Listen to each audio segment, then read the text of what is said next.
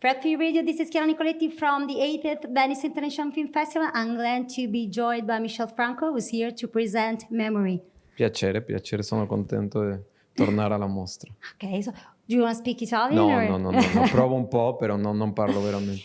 I have to say that I was thinking that, yes, this film is exploring the concept of memory, but at the same time, something you just said made me think that you said, if you don't know who you are you still yourself?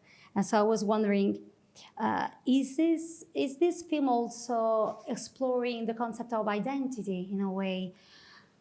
Absolutely. I think one through life, I don't like that idea of finding yourself. I believe more in building yourself and building your identity. And of course that changes through the years.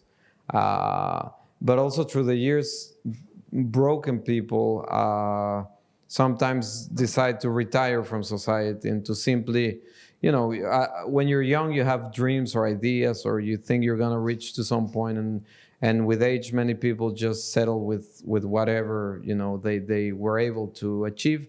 And I don't like that idea. And these characters really make the most out of their mature years, I hope.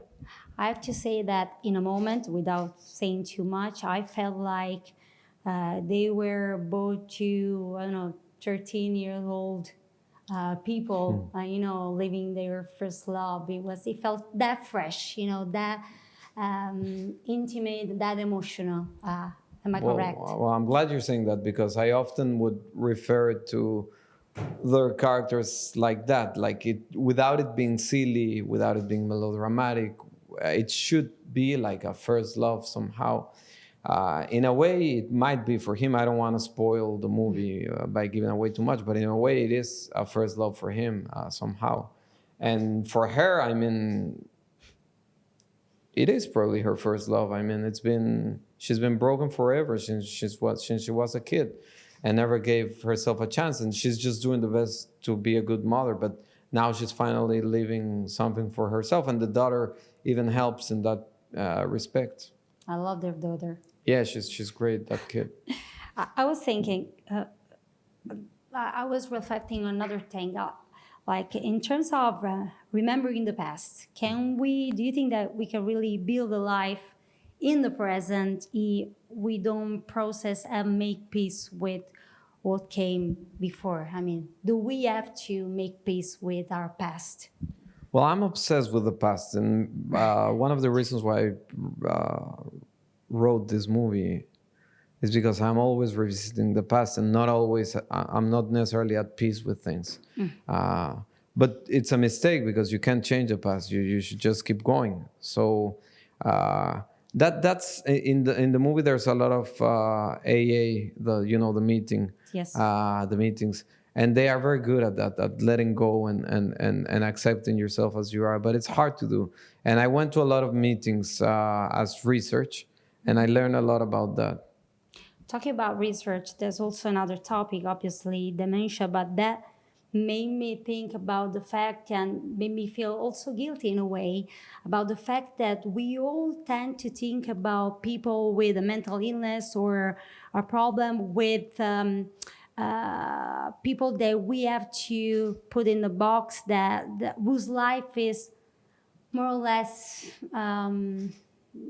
close to an end, or I don't know. It's just like, for this character, is not allowed to have a life. I mean, to experience things, and that's what we, on different levels, we all do with people who have problems. They don't fit into categories. And what's terrible is that it's done out of love. You want to protect the person. You don't want that person to suffer more. So the easiest thing is to retire that person from living, but that's the worst you can do.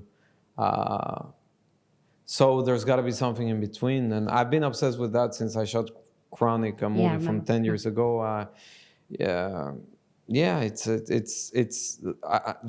the harshest things in life, I think, are often done out of love, and that's very tragic. When we think we're doing good. One last thing: it's not the first time that you have a female character, female protagonist, but it's been a while since you did your last film with a female protagonist. Why did you choose to look at things from, at least mainly from, even if it's a love story as well, mainly from Sylvia's point of view, Sylvia's life, and why Jessica? I'm always more interested in writing female characters. The couple of films I did with Tim Roth is because I met him and he said, write for me, and but Chronic was going to be a female character. In this case, we have both. We have Peter and Jessica. I think they're equally interesting. I think they level things. But working with Jessica and Peter was a great pleasure. Jessica is very special. In many ways, very giving. She understands everything about filmmaking, so she's not just worried about her character. She's considering every aspect of making a film, and I'm sure we're gonna make many more movies together, both with Jessica and Peter. Thank you so much, Michel Thank you. Franco, for talking about Memory, screening at the 80th Venice International Film Festival in competition. Thank you very Come much. back soon. Sì. And this is Chiara Nicoletti for Fred, the Festival Insider.